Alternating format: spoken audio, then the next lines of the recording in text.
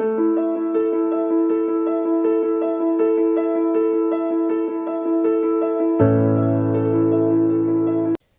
Students, Career Point Education के YouTube platform पर एक बार फिर आपका स्वागत है। 1 दिसंबर और 2 दिसंबर की करंट अफेयर्स की क्लास आज हम लेकर आए हैं, जिसमें आपको बताएंगे कि इन 2 दिनों की कौन से इंपॉर्टेंट फैक्ट्स थे जो कि आपकी परीक्षा के पर्पज से इंपॉर्टेंट हो सकते हैं। तो चलिए देखते हैं। पहला, 33वीं प्रगति बैठक की अध्यक्षता किसने की? तो प्रगति बैठक की अध्यक्षता, जो कि अभी 33वां संस्करण था, उसकी अध्यक्षता किन्होंने की? प्रधानमंत्री नरेंद्र मोदी ने की। क्लियर। अब ये प्रगति होता क्या है? तो प्रधानमंत्री नरेंद्र मोदी ने कई परियोजनाओं, शिकायतों और कार्यक्रमों की समीक्षा करने के लिए 33वीं प्रगति बैठक की अध्यक्षता की। प्रगति का पूरा नाम proactive governance and timely implementation, proactive governance and timely implementation है। सक्रिय शासन संचालन और समयबद्ध क्रियान्वयन, सक्रिय शासन संचालन और समयबद्ध क्रियान्वयन है। ये ICT बेस्ड मॉडल है, ठीक है, बहु मॉडल प्लेटफॉर्म है। 10 राज्यों और केंद्र शासित प्रदेशों से संबंधित कुल 1.41 लाख करोड़, ठीक ना, 1.41 लाख करोड़ रुपए की परियोजनाओं की समीक्षा की गई है। अब देखिए इसमें कौन कौन से राज्य शामिल किए गए हैं। ओडिशा, महाराष्ट्र, कर्नाटका, उत्तर प्रदेश, जम्मू कश्मीर, गुजरात, हरियाणा, मध्य प्रदेश, राजस्थान, दादर और नगर हवेली। क्लियर। ये 10 राज्य को शामिल किया गया है इसमें। ये परियोजना किस किस मंत्रालय संबंधित है? रेल मंत्रालय, मॉर्थ, DPIIT और बिजली मंत्रालय से संबंधित है। तो प्रगति का पूरा नाम क्या होगा? Proactive governance and timely implementation, सक्रिय संचालन और समयबद्ध, सक्रिय शासन और समयबद्ध संचालन क्रियान्वयन। क्लियर। चलिए देखते हैं आगे।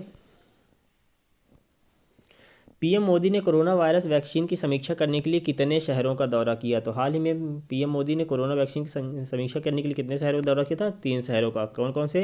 अहमदाबाद, हैदराबाद और पुणे। क्लियर। प्रधानमंत्री नरेंद्र मोदी ने 28 नवंबर 2020 को कोविड-19 वैक्सीन के विकास और विनिर्माण प्रक्रिया के व्यक्तिगत रूप से समीक्षा करने के लिए 3 शहरों के सुविधा केंद्रों का दौरा किया। अहमदाबाद के जाइडस बायोटेक, भारत बायोटेक हैदराबाद और सीरम इंस्टीट्यूट पुणे। ठीक, सीरम इंस्टीट्यूट पुणे, इन 3 जगहों की उन्होंने सुविधा केंद्रों का दौरा किया है। चलिए देखते हैं अगला। नरेंद्र सिंह तोमर ने कितने शहरों में हनी FPO कार्यक्रम का शुभारंभ किया? तो हनी FPO कार्यक्रम का शुभारंभ कितने शहरों में किया है? 5 शहरों में। क्लियर। केंद्रीय कृषि और किसान कल्याण मंत्री नरेंद्र सिंह तोमर ने शहर उत्पादन के लिए 5 राज्यों में honey farmer producer organisation FPO, farmer producer organisation का उद्घाटन किया। ये मधुमक्खी पालन के उद्योग के मुद्दों का समाधान करना और शहद का उत्पादन बढ़ाने के लिए किया गया है। इन 5 FPO को नेफेड का फुल फॉर्म क्या हो, परीक्षा पूछ सकता है? National agricultural cooperative marketing federation, ठीक ना, national agricultural cooperative marketing federation द्वारा संचालित किया जाएगा इन FPO को। अब ये कहाँ कहाँ स्थापित किए जाएंगे? इनकी स्थापना पूर्वी चंपारण बिहार राज्य में, मुरैना मध्य प्रदेश राज्य, भरतपुर राजस्थान, उत्तर प्रदेश का मथुरा, सुंदरबन पश्चिम बंगाल में की जाएगी। ठीक, और इस प्रकार से इनको संचालित किया जाएगा नेफेड के द्वारा। क्लियर। चलिए, नेफेड का फुल फॉर्म बता दिया कि national agricultural cooperative marketing federation. इसके अध्यक्ष कौन है? बृजेंद्र सिंह, अध्यक्ष हैं बृजेंद्र सिंह। इसकी स्थापना कब की गई है? 2 अक्टूबर 1958 को की गई है। ठीक, इसका नेफेड का मुख्यालय कहाँ पर है? नई दिल्ली। बृजेंद्र सिंह इसके अध्यक्ष हैं, ध्यान रखिएगा। चलिए देखते हैं अगला। अरब खाड़ी का पहला कोयला संचालित या आधारित पावर प्लांट कहाँ विकसित किया जा रहा है? तो कोयला संचालित पावर प्लांट अरब देश का कहाँ संचालित किया जा रहा है? वो अभी विकसित किया जा रहा है दुबई में। ठीक, पावर प्लांट संयुक्त अरब अमीरात दुबई के सआह शोएब में स्थापित किया जा रहा है। क्लियर। देखिए इसके बारे में थोड़ा जानकारी। 2400 मेगावाट हसायन क्लीन कोयला पावर स्टेशन, ध्यान रखिएगा उसका नाम क्या है? हसायन कोयला पावर स्टेशन, ठीक ना। कुल 3.4 बिलियन डॉलर की अनुमानित लागत पर स्थापित किया जा रहा है। कहाँ पर? संयुक्त अरब के दुबई के सआह शोएब में स्थापित किया जा रहा है। क्लियर। चलिए बढ़ते हैं आगे, देखते हैं। USB ने वित्त वर्ष 2021 में भारत की GDP कितना प्रतिशत रहने का अनुमान जताया है? तो UBS ने कितना जताया है? -10.5, मतलब कि निगेटिव रहेगी भारत की GDP, उन्होंने अनुमान लगाया है। UBS ने अपनी ग्लोबल इकोनॉमिक और मार्केट आउटलुक 2021-22 रिपोर्ट में, कभी पूछ लेता है कि UBS की किस आउटलुक रिपोर्ट में छपा था, ठीक ना, उनके अनुमान लगाया गया है। तो ग्लोबल इकोनॉमिक और मार्केट आउटलुक में रिपोर्ट में वित्त वर्ष 21 में भारत की वास्तविक GDP -10.5 रहने का अनुमान जताया है। हालांकि UBS को उम्मीद है कि वित्त वर्ष 22 में 21 में निगेटिव रहेगी, 22 में वास्तविक जीडीपी वृद्धि दर उभर कर 10% तक ग्रोथ करेगी। क्लियर। चलिए देखते हैं अगला। IRDAI ने भारतीय अक्षा का किससे विलय की मंजूरी दी है? तो हाल ही में IRDAI इसकी स्थापना बता दें कि 1999 में हुई थी। मुख्यालय हैदराबाद है और सुभाष चंद्र खूंटिया इसके अध्यक्ष हैं। तो भारतीय अक्षा का विलय किसके साथ में मंजूरी मिली है? ICI लोम्बार्ड के साथ में। क्लियर। ICI लोम्बार्ड के साथ में विलय की मंजूरी मिली है। SMS पे फीचर को किस बैंक के द्वारा लॉन्च किया गया है? तो SMS पे फीचर को किस बैंक के द्वारा? यस बैंक के द्वारा लॉन्च किया गया है। ठीक। निजी क्षेत्र यस बैंक ने POS टर्मिनलों के लिए एक नया SMS पे फीचर लॉन्च किया है। ठीक। यह संपर्क रहित और दूर से ही भुगतान स्वीकार करने में सक्षम बनाएगा। यस बैंक ने इस नई सुविधा को शुरू करने के लिए फ्रेंच की भुगतान सेवा कंपनी, ध्यान रखिएगा, फ्रेंच की भुगतान सेवा कंपनी वर्ल्ड लाइन के साथ साझेदारी की है यस बैंक ने। यस बैंक MD और CEO कौन है? प्रशांत कुमार है। संस्थापक राणा कपूर है। यस बैंक की स्थापना 2004 में हुई है और इसका मुख्यालय कहाँ है? मुंबई महाराष्ट्र में है। क्लियर। चलिए आगे बढ़ते हैं। 22,000 सबसे तेज अंतर्राष्ट्रीय रन बनाने वाले पहले खिलाड़ी कौन बने हैं? तो हाल ही में 22,000 सबसे तेज रन बनाने वाले खिलाड़ी कौन बने हैं? विराट कोहली। भारत की कप्तान विराट कोहली बने हैं। इन्होंने 462वीं पारी में ये 22,000 रन पूरे किए हैं। तो विराट कोहली ने अपनी 462वीं पारी में इस मुकाम को हासिल किया, जिसके लिए तेंदुलकर ने 493 पारी खेली थी। ब्रायन लारा 511 पारी, रिकी पॉन्टिंग 514 पारी। तो सबसे तेज रन बनाने का रिकॉर्ड अभी किन्होंने बनाया? विराट कोहली ने बनाया ऑस्ट्रेलिया दौरे पे। डेविस प्रोप्स का निधन हो गया, वो कौन थे? तो डेविस प्रोप्स का हाल ही में निधन हुआ। ये कौन थे? ये एक ब्रिटिश अभिनेता थे, डेविस प्रोप्स। क्लियर। चलिए अगला देखते हैं। भारत ने किस तारीख तक अनुसूचित अंतर्राष्ट्रीय वाणिज्यिक यात्री विमानों पर प्रतिबंध बढ़ा दिया है? तो भारत ने कब तक प्रतिबंध बढ़ाया है? 31 दिसंबर तक प्रतिबंध बढ़ा दिया है वाणिज्यिक और अंतर्राष्ट्रीय हवाई यात्राओं पर। क्लियर। चलिए अगला। भारतीय IT उद्योग के जनक के रूप में किसे जाना जाता है? तो भारतीय IT उद्योग के जनक के रूप में किसे जाना जाता है? FC कोहली को जाना जाता है। क्लियर। फकीर चंद कोहली को। चलिए अगला देखते हैं। फकीर चंद कोहली का 26 नवंबर 2020 को दिल का दौरा पड़ने से निधन हो गया। उन्होंने किस वैश्विक IT कंपनी की स्थापना का नेतृत्व किया था? तो FC कोहली ने किस वैश्विक कंपनी की स्थापना का नेतृत्व किया था? TCS। ठीक। TCS की स्थापना किन्होंने की थी? फकीर चंद कोहली ने ही की थी। चलिए आगे देखते हैं। इनमें से कौन सा देश वर्ष 2020 के लिए फीफा की फाइनल रैंकिंग लिस्ट में सबसे ऊपर है? तो फीफा की फाइनल रैंकिंग में सबसे ऊपर कौन सा देश है? बेल्जियम है। क्लियर। बेल्जियम इसका सही आंसर होगा। भारत के विदेश मंत्री डॉक्टर S जयशंकर इस समय 3 देशों की यात्रा पर है। इनमें से कौन सा देश उनकी इस विदेशी यात्रा का हिस्सा नहीं है? तो जो जयशंकर प्रसाद हैं, S जयशंकर हैं विदेश मंत्री, वो किस किस देश की यात्रा पर हैं? बहरीन, सेशल्स और संयुक्त अरब अमीरात। इन देशों की यात्रा करेंगे। संयुक्त अरब की यात्रा, सऊदी अरब की वो यात्रा नहीं करेंगे। तो इसका ऑप्शन सही होगा, ऑप्शन A, इसे देश की यात्रा नहीं करेंगे। ट्रांसजेंडर व्यक्तियों के लिए गरिमा गृह नेशनल पोर्टल का उद्घाटन किसने किया? तो ट्रांसजेंडर व्यक्तियों के लिए गरिमा गृह और नेशनल पोर्टल का उद्घाटन किन्होंने किया? हाल ही में थावरचंद गहलोत ने किया। क्लियर। थावरचंद गहलोत ने किया। चलिए देखते हैं अगला। राष्ट्रीय उच्च गति रेल निगम ने बुलेट ट्रेन परियोजना के लिए किस कंपनी के साथ देश के सबसे बड़े अनुबंध पर हस्ताक्षर किया? तो रेल निगम ने किस संस्थान के साथ में, किस कंपनी के साथ में सबसे बड़े अनुबंध का हस्ताक्षर किए? L&T, Larsen and ट्रूबो।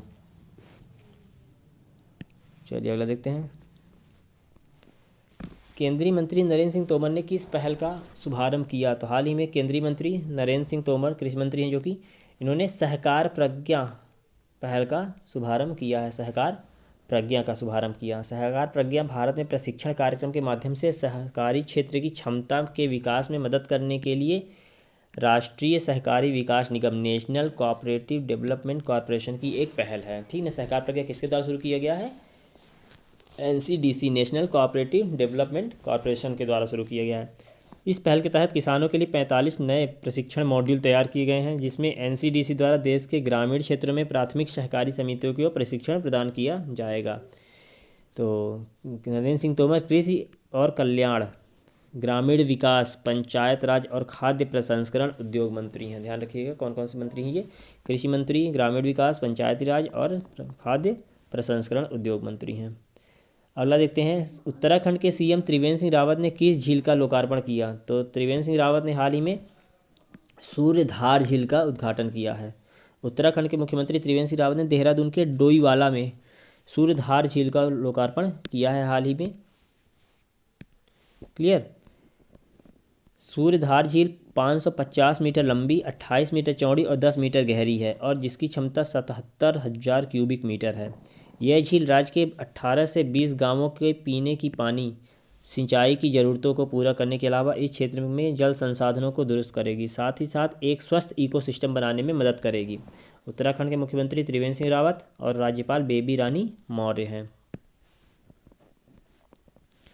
अगला है, लोकसभा का नया महासचिव किसे नियुक्त किया गया है? तो हाल ही में लोकसभा का नया महासचिव उत्पल कुमार सिंह को नियुक्त किया गया। उत्पल कुमार सिंह को नियुक्त किया गया है। लोकसभा अध्यक्ष ओम बिरला ने वरिष्ठ आईएएस अधिकारी उत्पल कुमार सिंह को लोकसभा और लोकसभा सचिवालय का महासचिव नियुक्त किया है। इनकी नियुक्ति 1 दिसंबर 2020 से प्रभावी होगी। वे स्नेहलता श्रीवास्तव, इसके पहले कौन थी इनकी जगह पे? स्नेहलता श्रीवास्तव थी, उनका स्थान लेंगे। क्लियर।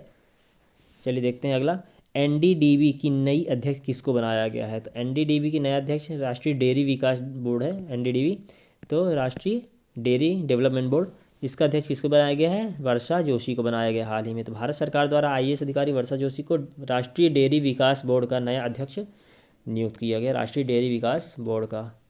क्लियर। यह वर्तमान में भारत सरकार के मत्स्य पशुपालन और डेयरी मंत्रालय के पशुपालन और डेयरी विभाग में संयुक्त सचिव के पद पर कार्यरत हैं। वर्षा जोशी की नियुक्ति दिलीप रथ के स्थान पर की गई है, जिनका एनडीडीबी के अध्यक्ष के रूप में कार्यकाल 30 नवंबर 2020 को समाप्त हो गया है। जोशी की नियुक्ति 1 दिसंबर 2020 से प्रभावी होकर अगले आदेश तक रहेगी। एनडीडीबी की स्थापना 16 जुलाई 1965 को की गई है। 16 जुलाई 1965 को राष्ट्रीय डेयरी विकास बोर्ड की स्थापना की गई है और इसका मुख्यालय गुजरात के आणंद में है। ठीक। इनमें से किसने future of regional cooperation in Asia and the Pacific title नई बुक को जारी किया?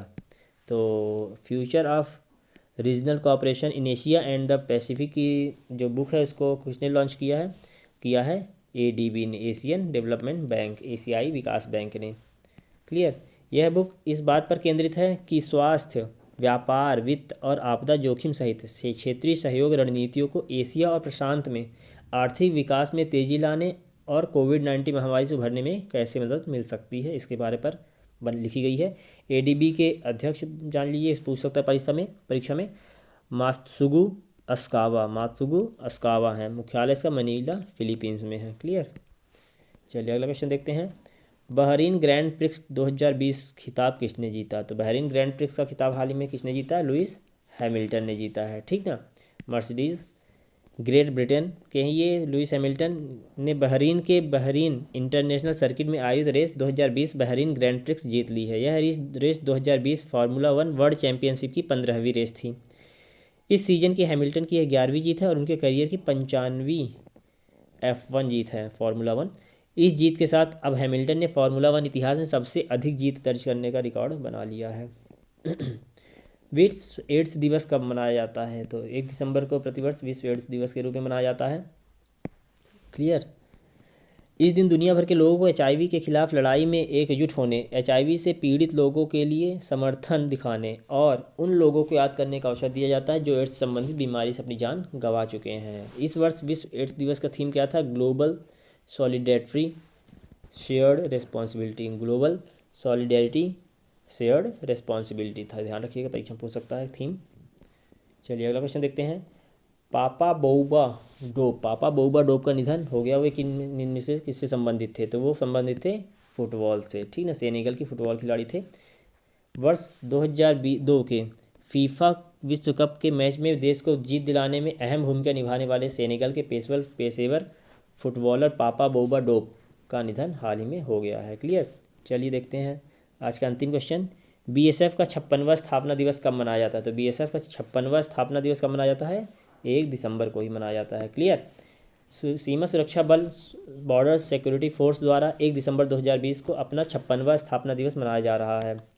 भारत पाकिस्तान और भारत चीन युद्ध के बाद बीएसएफ का गठन 1 दिसंबर 1965 को एक एकीकृत एजेंसी के रूप में किया गया था, ताकि भारत की सीमाएं और उससे जुड़े मामलों की सुरक्षा सुनिश्चित की जा सके। बीएसएफ के महानिदेशक कौन है? राकेश अस्थाना है। और उसका मुख्यालय कहाँ है? नई दिल्ली में है। क्लियर।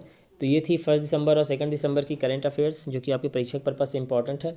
चलिए मिलते हैं अगली क्लास में 3 दिसंबर का करंट अफेयर्स लेके। चलिए तब तो मिलते हैं, तब तक चैनल बने रहिए, वीडियो को लाइक कीजिए, चैनल सब्सक्राइब कीजिए, बेल आइकन प्रेस कीजिए, ताकि आगे आने वाली अपडेट आपको मिलती रहे। Okay, thank you.